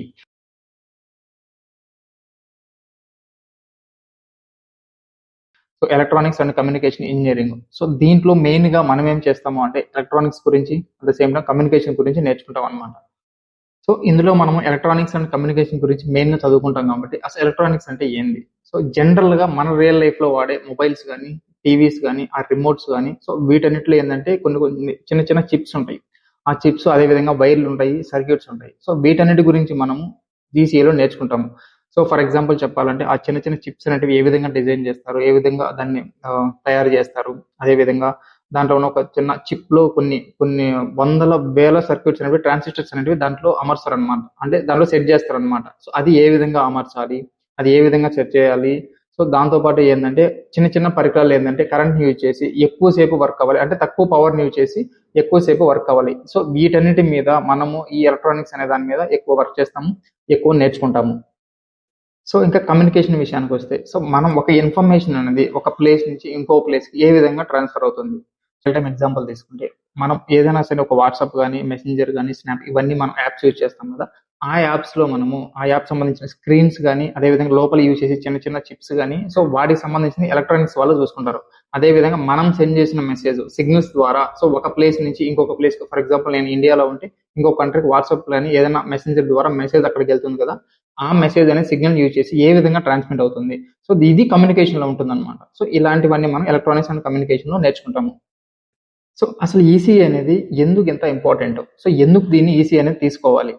సో మెయిన్‌గా తీసుకుంటే మనకి ఈసీఈలో ఏందంటే ఈవెన్ మీరు హార్డ్‌వేర్ సైడ్ వెళ్ళొచ్చు. So most of the candidates hardware side వెళ్తారు. అదే విధంగా సాఫ్ట్‌వేర్ సైడ్ కూడా వెళ్ళొచ్చు. సో బోత్ సైడ్స్ మనకు పాసిబిలిటీ ఉంటుంది కాబట్టి సో దీన్ని బెస్ట్ కోర్స్ అనేది మనం చెప్పుకోవచ్చు. అదే విధంగా భవిష్యత్తులో కూడా దీనికి ఫ్యూచర్ అనేది చాలా బాగుంటుంది. ఏ విధంగా అంటే రోబోటిక్స్ కానీ, సెల్ఫ్ డ్రైవింగ్ కార్స్ కానీ ప్రతి ఒక్కటి మనకు ఫ్యూచర్‌లో అన్నీ డెవలప్ అవుతూనే ఉంటాయి కాబట్టి వీటి మీద ఈసీఈ వాళ్ళు ఎక్కువ హార్డ్‌వేర్ గానీ వీటి మీద ఎక్కువ వర్క్ చేస్తారు కాబట్టి దీని ఫ్యూచర్ కూడా చాలా బాగుంటుంది.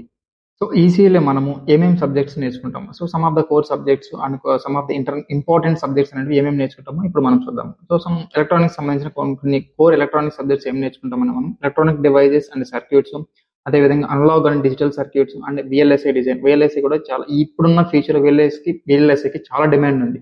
సో అదేవిధంగా ఇంకా కమ్యూనికేషన్ సైడ్ తీసుకుంటే మనం analogue and digital communication, so antennas and wave propagation and optical fibre communication, satellite communications, ఇలాంటివన్నీ మనం కమ్యూనికేషన్ సైడ్ నేర్చుకుంటాము. సో అదే విధంగా సిగ్నల్స్ అండ్ సిస్టమ్స్. సో ఒక ఇన్ఫర్మేషన్ మనం ఇక్కడ నుంచి ఒక ప్లేస్ నుంచి ఇంకో ప్లేస్ పంపాలంటే ఖచ్చితంగా signals through satellites or signals ద్వారా మనం మెసేజ్ ని పంపిస్తాము.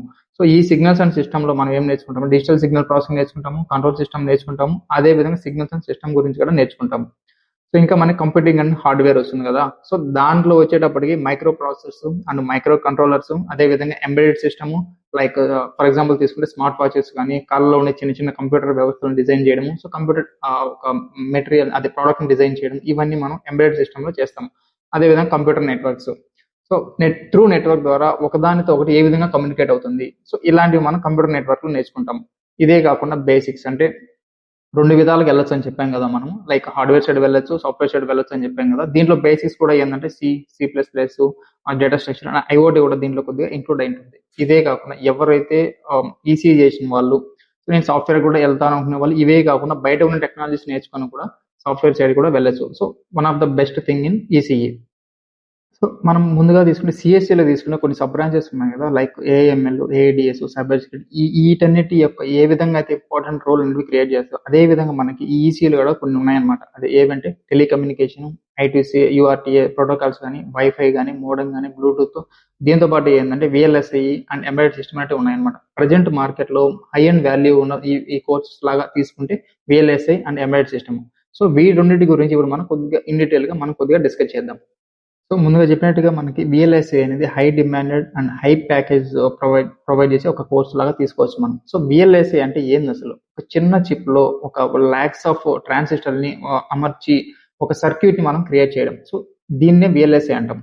సో ఒక ఎగ్జాంపుల్ గా తీసుకుంటే మనకు ఓల్డెన్ డేస్ లో చూసుకుంటే ఒక కంప్యూటర్ అనేది మనకు మన రూమ్ అంత కంప్యూటర్ పెట్టేసి, లేదంటే ఒక సైజ్ అనేది మన రూమ్ అంత సైజ్ ఉంటుంది. అదే కంప్యూటర్స్ ని నవ్ డేస్ లో ఏం చేస్తున్నారంటే మన అరచేతిలో లేదా మన హ్యాండ్ లో పట్టుకునేంత సైజెస్ లాగా క్రియేట్ చేస్తారు అనమాట.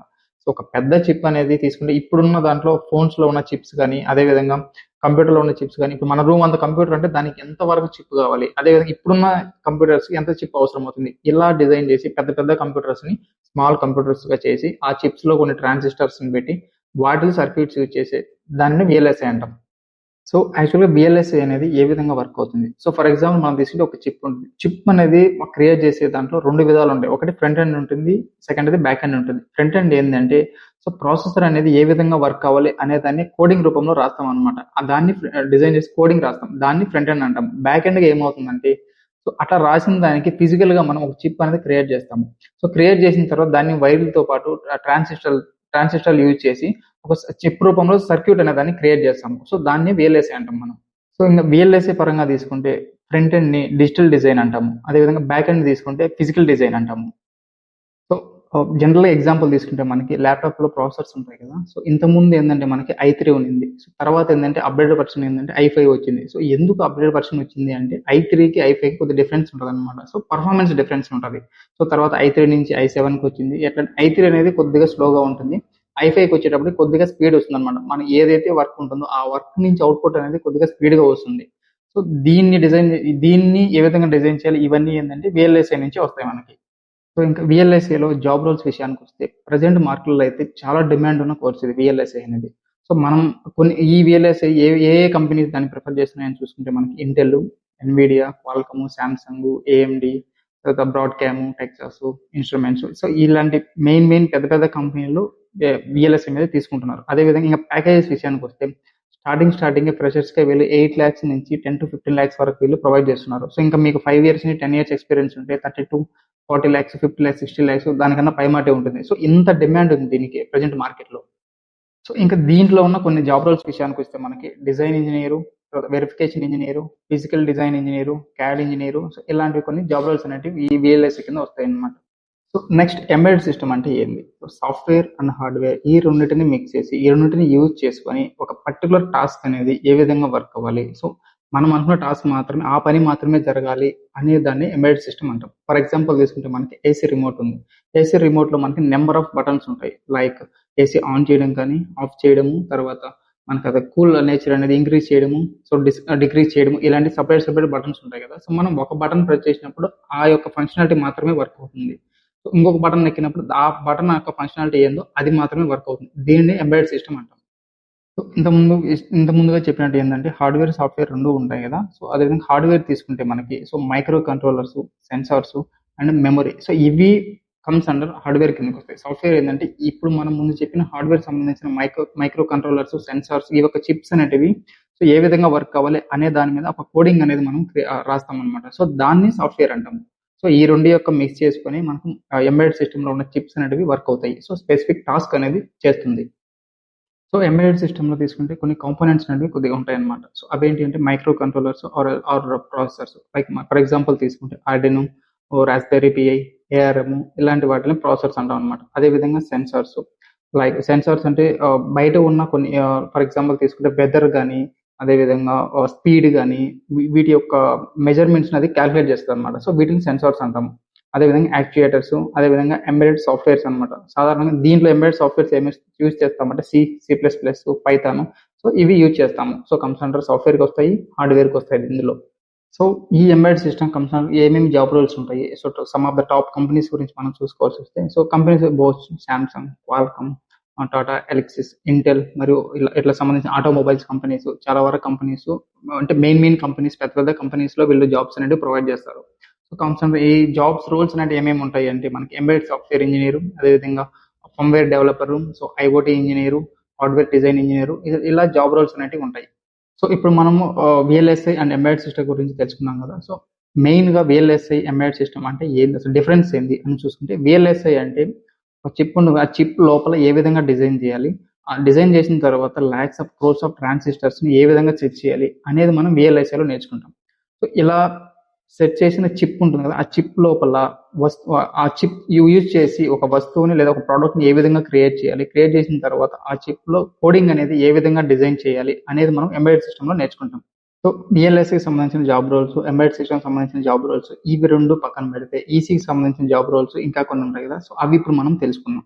లైక్ నెట్వర్క్ ఇంజనీర్ కానీ, తర్వాత ఆర్ఎఫ్ ఇంజనీర్ కానీ, డిజైన్ ఇంజనీరు, అదేవిధంగా హార్డ్వేర్ వెళ్ళొచ్చు, సాఫ్ట్వేర్ వెళ్ళొచ్చు అని చెప్తున్నాం కదా. సో సాఫ్ట్వేర్ సైడ్ తీసుకుంటే మనకి సాఫ్ట్వేర్ డెవలపర్ కానీ, తర్వాత data analyst or AI engineer కానీ, ఐఓటీ ఆర్కిటెక్చర్ కానీ, సో ఇలాంటి జాబ్ రోల్స్ అనేటివి ఈసీ చేసిన వాళ్ళకి వస్తాయి అన్నమాట. సో అదే విధంగా గవర్నమెంట్ సైడ్ కూడా కొన్ని జాబ్ రోల్స్ ఉంటాయి కదా. సో అవి తీసుకుంటే ఇస్రో అండ్ డిఆర్డిఓ, సో వీటిలో కొన్ని జాబ్ రోల్స్ ఉంటాయి, గవర్నమెంట్ బేస్డ్ జాబ్స్ ఉంటాయి. అదేవిధంగా BHEL or BEL, NTPC, so దీంట్లో కూడా కొన్ని జాబ్స్ ఉంటాయి. అదేవిధంగా రైల్వేస్ లో కూడా కొన్ని మనకి జాబ్స్ అనేవి ప్రొవైడ్ చేస్తారు. సో సాఫ్ట్వేర్ వెళ్ళొచ్చు, హార్డ్వేర్ వెళ్ళొచ్చు, అదేవిధంగా గవర్నమెంట్ సెక్టర్ లో కూడా మనం ఈసీ చేసిన వాళ్ళు జాబ్స్ అనేవి పొందొచ్చు. సో ఇలాంటి మరిన్ని వీడియోస్, ఇలాంటి మరింత ఇన్ఫర్మేషన్ తెలుసుకోవాలనుకుంటే మన యూట్యూబ్ ఛానల్ని ఫాలో అవ్వండి. సో వీడియోస్ని తప్పకుండా వాచ్ చేస్తూ ఉండండి. గైస్, నేను మీ Chandu from Arudrama consultancy. So ఈ వీడియోలో మనం ట్రిపుల్ ఈ గురించి తెలుసుకున్నాం.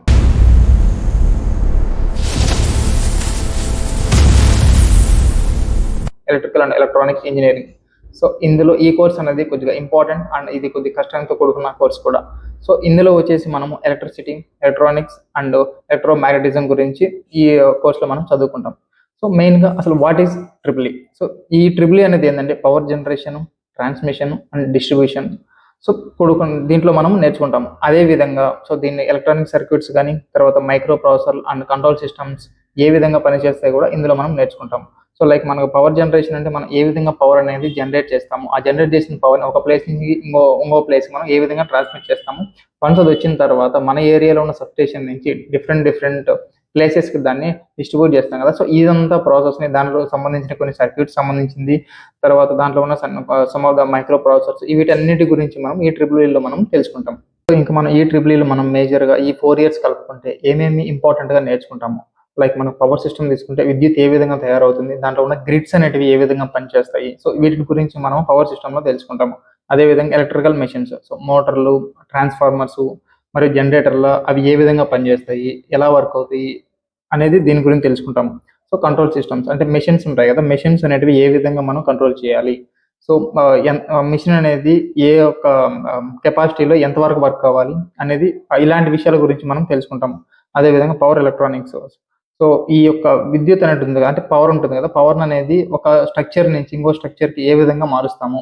సో ఇలాంటివన్నీ దీంట్లో నేర్చుకుంటాం. అదేవిధంగా analogue and digital electronics, so circuits and chips అనేటివి ఏ విధంగా డిజైన్ చేస్తాము, సో వాటి యొక్క స్ట్రక్చర్ ఏ విధంగా ఉండాలో సో దీంట్లో నేర్చుకుంటాము. ఇవి మేజర్గా మనం ట్రిపుల్ ఈలో నేర్చుకుంటాము. వీటితో కాకుండా కొన్ని మేజర్ కోర్ సబ్జెక్ట్స్ కూడా మనం వాళ్ళు 4 ఇయర్స్ కలుపుకుంటే చెప్తారు మనకి. దాని గురించి కూడా కొంత ఇన్ఫర్మేషన్ అనేది మనం నేర్చుకోవచ్చు.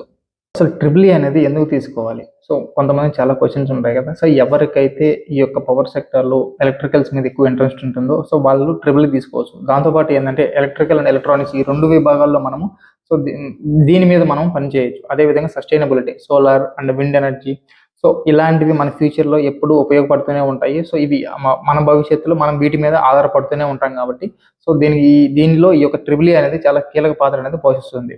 అదేవిధంగా స్టెబిలిటీ, సో విద్యుత్ లేనిదే ప్రపంచం లేదు కాబట్టి ఈ రంగానికి సో ఈ యొక్క ట్రిపుల్ ఈ అనే దానికి ఎప్పటికీ దీని యొక్క డిమాండ్ అనేది అలాగే ఉంటుంది. సో పవర్ లేకుండా మనం ఎక్కడికి నడవము. పవర్ లేకుండా చాలా ఫ్యాక్టరీస్ కానీ, తర్వాత కొన్ని మిషన్స్ కానీ, substations, what ever it is, ఏది వర్క్ అవ్వదు. సో పవర్ అనేది ఖచ్చితంగా మన ఫ్యూచర్లో ఉంటుంది, ఉండాలి కూడా. సో దీంట్లో ఈ ట్రిపుల్లో మనం మెయిన్గా ఎలాంటి జాబ్ రోల్స్ వస్తాయి, సో ఏ సెక్టర్లో మనకి జాబ్స్ ఎక్కువ ఉంటాయి అనేది చూసుకుంటే మనకి దీంట్లో గవర్నమెంట్ సైడ్ జాబ్స్ ఉంటాయి, అదేవిధంగా ప్రైవేట్ సైడ్ జాబ్స్ ఉంటాయి.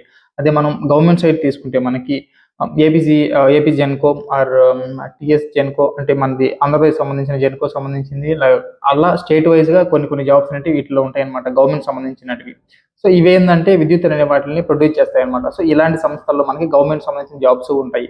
అదేవిధంగా ట్రాన్స్కోమ్, డిస్కామ్, తర్వాత రైల్వేకి సంబంధించిన దాంట్లో ఉంటాయి, తర్వాత బిహెచ్ఈఎల్, ఎన్టీపీసీ, ఓఎన్జీసీ, సో ఇలాంటి పెద్ద పెద్ద ఇండస్ట్రీస్లో, గవర్నమెంట్ సంబంధించిన ఇండస్ట్రీస్లో కూడా జాబ్స్ ఉంటాయి. ఇవన్నీ కమ్స్ అండర్ గవర్నమెంట్ జాబ్స్ అనమాట. అదేవిధంగా ప్రైవేట్ సెక్టర్లో so some of the core companies తీసుకుంటే మనకి ఎల్ఎన్టీ, సిమెంట్స్, ఏబీబీ, జీఈ ఇలాంటి కంపెనీస్లో కూడా మనకి సో ట్రిపుల్ ఈ మీద జాబ్స్ ఉంటాయి. అదేవిధంగా ఐటీ సెక్టర్లో తీసుకుంటే so TCS, Infosys, Wipro, so వీటిల్లో కూడా మనం కొద్దిగా దీనికి సంబంధించిన రోల్స్ తీసుకుంటే దాంట్లో కూడా మనం సెటిల్ అవ్వచ్చు. సో ఎలక్ట్రిక్ వెహికల్స్, సో ప్రస్తుతం వచ్చేసి ఎలక్ట్రిక్ వెహికల్ తీసుకుంటే మనకి మేజర్గా ప్రపంచం మొత్తం చూసుకుంటే టెస్లా, టాటా మోటార్స్ వంటి ఇలాంటి చాలా చాలా కార్స్ అనేవి ఎలక్ట్రికల్గా మనం కొన్ని డిజైన్ చేస్తున్నారు. సో వీటిల్లో కూడా ట్రిపుల్ ఈకి సంబంధించిన రోల్స్ అనేవి చాలా ఉంటాయి. ఈ ట్రిపుల్ ఈ చేసే వాళ్ళకి కొన్ని స్కిల్స్ అనేవి, మినిమం స్కిల్స్ అనేవి కొద్దిగా అవసరం అవుతాయి. అదే మ్యాథమెటిక్స్, ఫిజిక్స్, సో వీటి మీద కొద్దిగా మంచి గ్రిప్ ఉంటే ట్రిపుల్ ఈ అనే వాళ్ళకి చాలా కొద్దిగా ఈజీగా ఉంటుంది. సో అదేవిధంగా ప్రాబ్లమ్ సాల్వింగ్ స్కిల్స్ అనేవి ఉన్నాయి. అదేవిధంగా కొత్త టెక్నాలజీస్ వీటిల్లో ఈ పవర్ సంబంధించిన వాటిల్లో ఎలక్ట్రికల్స్ లేదా ఎలక్ట్రానిక్స్ కమ్యూనికేషన్స్ వీటిలో సంబంధించిన వాటిలో కొత్త ఏమైనా టెక్నాలజీస్ వచ్చినప్పుడు సో అవి నేర్చుకోవాలి అన్న ఏమంటారు ఇంట్రెస్ట్ అనేది దాని మీద ఉండాలి, ఫోకస్ అనేది ఉండాలి. సో అదేవిధంగా కొన్ని సాఫ్ట్వేర్ మీద అవగాహన ఉంటే మీకు ఇంకా పట్టు వస్తుంది. సో సాఫ్ట్వేర్ జాబ్స్లో కూడా మనం గట్టిగా నిలదొక్కగలము అనుకుంటే కొన్ని సాఫ్ట్వేర్ మీద మనకి కొద్దిగా పట్టు ఉండాలి. అలాగే మ్యాట్ ల్యాబ్, ఆటోకాడ్, ఎలక్ట్రికల్ వంటి ఆ సాఫ్ట్వేర్ మీద అవగాహన ఉంటే సో మనకి సాఫ్ట్వేర్ సైడ్ తీసుకున్నా కూడా మంచి లాభం ఉంటుంది, మంచి పొజిషన్లో ఉంటాం మనం. బీటెక్ కోర్సెస్తో పాటు ఇలాంటి ఈ యొక్క బ్రాంచెస్ యొక్క ఇన్ఫర్మేషన్తో పాటు మరిన్ని వీడియోస్తో మీ ముందుకు వస్తాను. Stay tune. Hello guys, welcome back to my channel. నేను మీ చందు ఫ్రమ్ ఆరుద్రమ్మ కన్సల్టెన్సీ. ఈరోజు మనం డిస్కస్ చేయబోయే ఒక బీటెక్లోని ఒక బ్రాంచ్ ఏంటంటే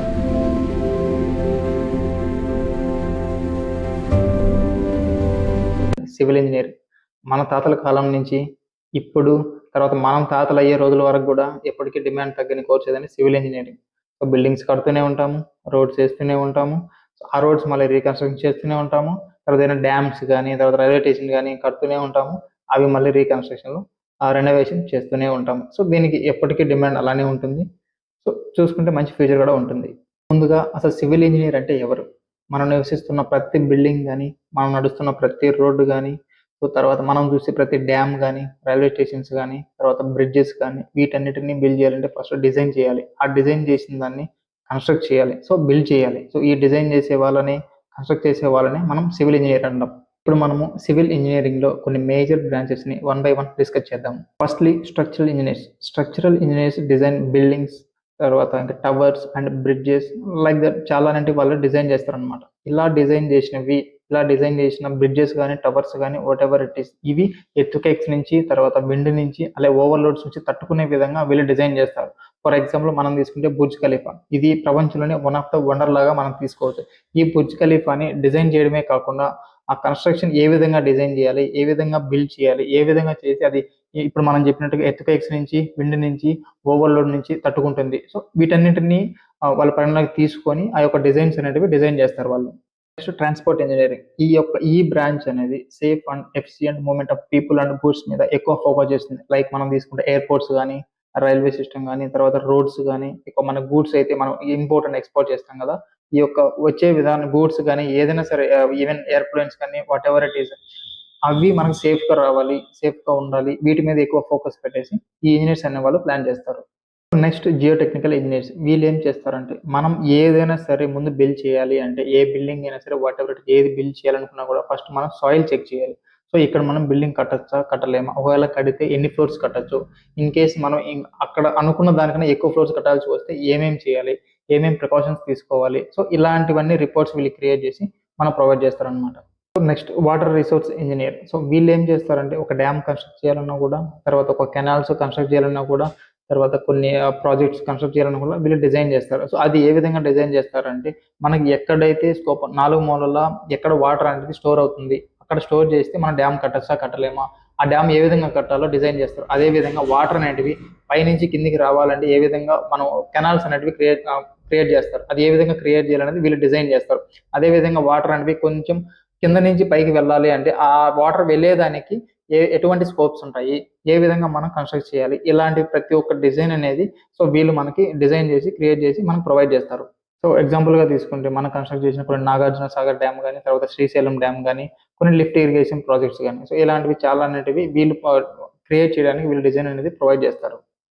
నెక్స్ట్ వచ్చేటప్పటికి కన్స్ట్రక్షన్ ఇంజనీరింగ్ అండ్ మేనేజ్మెంట్. వీళ్ళు ఏం చేస్తారంటే, జస్ట్ లైక్ యాజ్ ఏ సాఫ్ట్వేర్లో మనం తీసుకుంటే ఒక ప్రాజెక్ట్ కనే వాళ్ళు ఒక ప్రాజెక్ట్ మేనేజర్ ఉంటారు కదా, సేమ్ లైక్ ఇక్కడ కూడా ఏంటంటే ఒక మేనేజర్ లాగా ఒక వ్యక్తి ఉంటారు అనమాట. వీళ్ళు ఏం చేస్తారంటే అక్కడ వర్క్ చేస్తున్న పీపుల్ని మేనేజ్ చేయడం కానీ, తర్వాత కాస్ట్ ఎంత అవుతుందో దాన్ని ఆ కాస్ట్ సంబంధించిన విషయాలన్నీ వీళ్ళు మేనేజ్ చేసుకోవడం కానీ, అదే విధంగా ఒక మీటింగ్ కండక్ట్ చేసి దాని యొక్క డెడ్లైన్ డేట్స్ కానీ ఇవన్నీ డిసైడ్ చేసేవాళ్ళు కానీ, ఇలాంటి వర్క్స్ అన్ని వీళ్ళు చేస్తారనమాట. ఇంకా మనం ఈ సివిల్ ఇంజనీరింగ్లో ఏమేమి సాఫ్ట్వేర్స్ యూజ్ చేస్తారు అనే విషయానికి వస్తే, తర్వాత ఆటో క్యాడ్ కానీ, తర్వాత ఈ ట్యాబ్స్ కానీ, సేఫ్, రెవిట్ ఇలాంటివి కొన్ని సాఫ్ట్వేర్స్ అనేటివి వీళ్ళు యూజ్ చేస్తారు.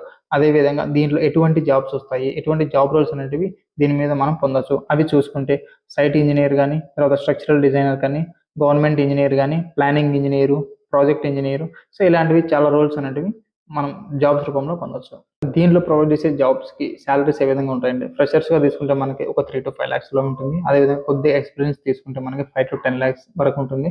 సో దీనికి అబ్రాడ్స్లో వెరీ హై డిమాండ్ ఉంటుంది. అదేవిధంగా అసలు సివిల్ ఇంజనీరింగ్ అంటే మనకి దీంట్లో ఎక్స్పీరియన్స్ అనేది మ్యాటర్, డిగ్రీ అనేది మ్యాటర్ కాదు. మీకు ఎంత ఎక్స్పీరియన్స్ వస్తే అంత మనీ ఎర్న్ చేయడము, అంత ప్యాకేజెస్ ఉంటాయి దీంట్లో. ఇలాంటి మరెన్నో టాపిక్స్ గురించి తెలుసుకోవాలనుకుంటే మన యూట్యూబ్ ఛానల్ని వాచ్ చేస్తూ ఉండండి. హలో గైస్, నేను మీ చందు ఫ్రమ్ ఆరుద్రమ్మ కన్సల్టెన్సీ. సో ఈరోజు ఈ వీడియోలో మనం మెకానికల్ గురించి తెలుసుకున్నాం. సో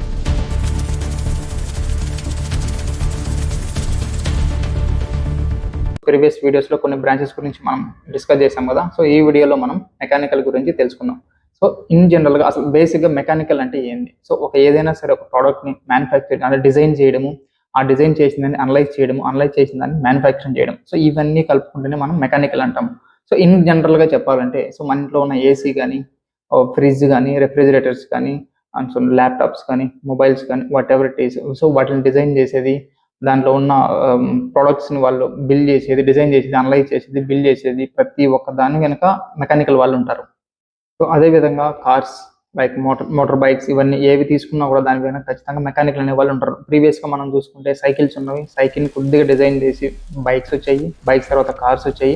ఆ కార్స్ విషయంలో కూడా ప్రతి సంవత్సరానికి కొత్త కొత్త డిజైన్స్ రావడము, కొత్త కొత్త ఇంజిన్ కెపాసిటీస్ రావడము, వీటన్నిటి యొక్క ఆటోమొబైల్స్ ఇవన్నీ యొక్క డిజైన్ చేయడము, దానికి తగ్గట్టుగా కార్ని డిజైన్ చేసి దాన్ని మ్యానుఫ్యాక్చరింగ్ చేసి దాన్ని మార్కెట్లోకి వదలడం, ప్రతి ఒక్క దాని వెనుక మెకానికల్ వాళ్ళైతే ఖచ్చితంగా వాళ్ళ యొక్క నాలెడ్జ్ అనేది ఉంటుంది, వాళ్ళ యొక్క ఇంప్లిమెంటేషన్ అయితే ప్రతి దాని వెనుక ఉంటుంది. సో ఎవరైనా సరే మెకానికల్ నేర్చుకోవాలనుకుంటే వాళ్ళకి కొన్ని మినిమం స్కిల్స్ అనేవి ఉండాలి. అనలిటికల్ థింగ్స్ ఉండాలి, తర్వాత అదేవిధంగా మ్యాథమెటిక్స్, ఫిజిక్స్ అనేది చాలా ఇంపార్టెంట్. అదేవిధంగా క్రియేటివిటీ అనమాట. మన కొత్త కొత్త డిజైన్స్ ఏదైనా కార్స్ కానీ, ఆటోమొబైల్స్ సంబంధించింది కానీ, తర్వాత ఏసీస్ కానీ, ప్రతి ఒక్క దానికి డిజైన్స్ అనేవి ఉంటాయి అనమాట. కొత్త కొత్త క్రియేటివిటీ అనేది మనం క్రియేట్ చేయాల్సి వస్తుంది. సో దాని నాలెడ్జ్ కూడా చాలా ఇంపార్టెంట్ ఈ మెకానికల్లో. సో ఇందులో మనం మెయిన్గా నేర్చుకునే కొన్ని సబ్జెక్ట్స్ అంటే ఇంపార్టెంట్ సబ్జెక్ట్స్ ఏవి అంటే, తర్వాత ఇది మెకానిక్స్ కానీ, డిజైన్ ఆఫ్ మెషిన్స్ కానీ, manufacturing technologies, robotics and mechatronics, automobile engineering, అదేవిధంగా థర్మోడైనమిక్స్. సో ఈ యొక్క మెయిన్ ఇంపార్టెంట్ సబ్జెక్ట్స్ అని మనం ఇవి నేర్చుకుంటాం మెకానికల్. ఇవే కాకుండా కొన్ని ఎక్స్ట్రా సబ్జెక్ట్స్ కూడా ఉంటాయి. యాజ్ యూజువల్ బేసిక్స్ అనేవి కొన్ని యాడ్ అవుతాయి. సో దాంతోపాటు ఇవి చాలా ఇంపార్టెంట్ సబ్జెక్ట్స్ కాబట్టి వీటి మీద ఎక్కువ మనకి నాలెడ్జ్ అవసరం ఉంటుంది కాబట్టి ఈ సబ్జెక్ట్స్ అనేవి మెకానికల్లో ఉంటాయి. సో ఈ మెకానికల్ అనేది మన రియల్ లైఫ్‌లో వాడే వస్తువులో ఏ విధంగా ఉపయోగపడుతుందో కొన్ని ఎగ్జాంపుల్స్‌తో మనం ఇప్పుడు డిస్కస్ చేద్దాం. ఆటోమొబైల్స్ తీసుకుంటే ఇంజిన్ అనేది మనం పెట్రోల్, డీజిల్‌తో కొన్ని కార్స్ కానీ, వెహికల్స్ అనేవి నడుస్తాయి కదా! సో అదే పెట్రోల్ గాని, డీజిల్ ఏ విధంగా బర్న్ చేస్తుంది, ఆ వచ్చిన దాని పవర్ నుంచి ఏ విధంగా మన వెహికల్ అనేది ముందుకెళ్తుంది. సో దీని మీద మెకానికల్ వాళ్ళే చేస్తారనమాట. అంటే మెకానికల్ అనేవాళ్ళు దీని మీద కూడా ఏ విధంగా అది బర్న్ అవుతుంది, ఏ విధంగా శక్తి దాన్ని ప్రొడ్యూస్ చేస్తుంది, దాని పరంగా ఏ విధంగా ఇంజిన్ అనేది అంటే వెహికల్ అనేది ముందుకెళ్తుందో కూడా వీళ్ళే చేస్తారనమాట. దాంతోపాటు గేర్ సిస్టమ్ అనమాట. తక్కువ ఎనర్జీతో ఎక్కువ బరువును ఏ విధంగా లాగాలి అంటే గేర్ సిస్టమ్. ఇంకా స్పీడ్ వెళ్ళాలి. 1/1 గేర్ మార్చే కొద్దీ స్పీడ్ వెళ్తుంది కదా! దీని వెనక కూడా మెకానికల్ వాళ్ళు ఉంటారు. సో అదే విధంగా ఇంకా తీసుకుంటే మనకి బ్రేకింగ్ సిస్టమ్ అనమాట. వాహనాన్ని ఏ విధంగా ఆపాలి, సో మన క్లచ్‌తో పాటు బ్రేక్స్ ఉంటాయి కదా! ఆ బ్రేక్స్‌తో ఏ విధంగా ఆపాలి, దాని డిజైనింగ్ గాని, సో ఇదంతా మెకానికల్ వాళ్ళే చేస్తారు. అదే విధంగా రిఫ్రిజిరేటర్స్ మరియు ఎయిర్ కండిషనర్స్ అనమాట. ఫ్రిడ్జెస్, ఏసీస్ ఇవి ఉంటాయి కదా! ఏసీలు అయితే మన లోపల ఉన్న వేడిని బయటికి పంపించి మనకు కావాల్సిన చల్లదనాన్ని లోపలికి ఇస్తాయి అనమాట. ఈ ఏసీస్ యొక్క, ఫ్రిడ్జెస్ యొక్క ప్రతి ఒక్క డిజైన్ కానీ, లోపల యొక్క మెషిన్స్ కానీ, వాళ్ళ యొక్క ఆర్కిటెక్చర్ గాని, ఏ విధంగా పనిచేయాలి, ఫంక్షనాలిటీస్ ఏందనేది మొత్తం అనేది మెకానికల్ వాళ్ళే చూసుకుంటారు. సో ఇదే విధంగా చాలా ఎగ్జాంపుల్స్ మనం రియల్ లైఫ్‌లో తీసుకుంటే పెద్ద యంత్రాలు కూడా జేసీబీస్ కానీ, తర్వాత మనకి వీళ్ళు సివిల్ సైడ్ వర్క్ చేసే వాళ్ళకి అది కంకర్‌ని మనం బ్రేక్ చేస్తాం కదా! అలాంటి మెషిన్స్ గాని ప్రతి ఒక్క దాని వెనుక మెకానికల్ వాళ్ళైతే ఉంటారు. సో ఈ యొక్క మెకానికల్ తీసుకుంటే మనకు ఫ్యూచర్ ఏ విధంగా ఉంటుంది అనే క్వెషన్ కూడా ప్రతి ఒక్కరికి వస్తుంది కదా! సో దీనికి చిన్న ఎగ్జాంపుల్ ఏందంటే మనం ఉన్న ఈ జనరేషన్‌లో ప్రీవియస్ జనరేషన్‌కి, ఈ జనరేషన్‌కి చాలా టెక్నాలజీ అనేది మారింది. ఆ వెహికల్స్ యొక్క డిజైన్స్ మారినాయి. అంటే సైకిల్ నుంచి బైక్స్ వచ్చాము. బైక్స్ నుంచి కార్స్ వచ్చాము. కార్స్ నుంచి ఫ్లైట్స్ చాలా మారాయి కదా! సో ఇలాంటి టెక్నాలజీస్‌తో ఇంకా కార్స్ తర్వాత ఏందంటే నార్మల్ కార్స్ డీజిల్, పెట్రోల్‌తో నడుస్తాయి కదా! దాంతో పాటు ఏందంటే ఎలక్ట్రిక్ కార్స్ ఉన్నాయన్నమాట. సో ఎలక్ట్రిక్ కార్స్ డిజైన్స్ కానీ, వాళ్ళని చేయడం గానీ, దాన్ని మ్యానుఫ్యాక్చరింగ్ చేయడం కానీ ప్రతిదీ మెకానికల్ వాళ్ళే చేస్తారు. ఇదే విధంగా రెన్యూవబుల్ ఎనర్జీ అన్నమాట. సో దాని మీద వాళ్ళే ఉంటారు. నానో టెక్నాలజీస్ కానీ, ఏఐ అండ్ ఎంఎల్ మ్యానుఫ్యాక్చరింగ్ ఆ మెషిన్స్ యొక్క దాని యొక్క ఇంటెలిజెన్స్‌ని వాడడం గానీ, ఆ మెషిన్స్‌ని తయారు చేయడం గానీ ప్రతి ఒక్కటి మెకానికల్ వాళ్ళే చేస్తారు. సో ఈ మెకానికల్ అనేది టెక్నాలజీ అనేది ముందుకెళ్తూనే ఉంటుంది. ఈ యొక్క వస్తువులు గానీ, ప్రొడక్ట్స్ గానీ ప్రతి ఒక్కరికి అవసరం అవుతూనే ఉంటుంది కాబట్టి మెకానికల్‌కి ఎప్పటికీ డిమాండ్ ఉంటుంది. సో బేసిక్‌గా ఈ మెకానికల్ చేసిన వాళ్ళకి సమ్ ఆఫ్ ద జాబ్స్ ఉంటాయి కదా! సో అవి తీసుకుంటే దేంట్లో జాబ్స్ ఉంటాయి అనేది తీసుకుంటే ఆటోమొబైల్స్‌లో గానీ, ఏరోస్పేస్ సంబంధించిన వాటిలో గానీ, లైక్ ఏరోప్లేన్స్, తర్వాత రాకెట్స్ డిజైనింగ్, సో వీటికి సంబంధించిన జాబ్స్ కానీ, ఎనర్జీ అండ్ పవర్ అన్నమాట. Power plants or solar energy గానీ, మ్యానుఫ్యాక్చరింగ్‌కి సంబంధించింది గానీ, రోబోటిక్స్ సంబంధించింది గానీ, పబ్లిక్ అంటే వీటిలో కొన్ని పబ్లిక్ సెక్టార్‌లో కూడా జాబ్స్ ఉంటాయన్నమాట. లైక్ రైల్వేస్ డిపార్ట్‌మెంట్‌లో గానీ, తర్వాత బీహెచ్‌ఈఎల్ సంబంధించింది గానీ, ఎన్‌టీపీసీ గానీ, ఇస్రో, డీఆర్‌డీఓ, సో వీటన్నిటిలో వీళ్ళందరికీ జాబ్స్ ఉంటాయన్నమాట. లైక్ ప్రైవేట్‌గా వెళ్ళొచ్చు. అదే విధంగా గవర్నమెంట్ సైడ్ కూడా జాబ్స్ వెళ్ళొచ్చు. సో ఇంకా మీకు మెకానికల్‌లో ఏమన్నా క్వరీస్ ఉంటే కామెంట్ సెక్షన్‌లో తెలపండి. అదే విధంగా ఇలాంటి కోర్సెస్ యొక్క ఇన్ఫర్మేషన్ తెలుసుకోవాలనుకుంటే మన యూట్యూబ్ ఛానెల్‌ని ఫాలో చేయండి.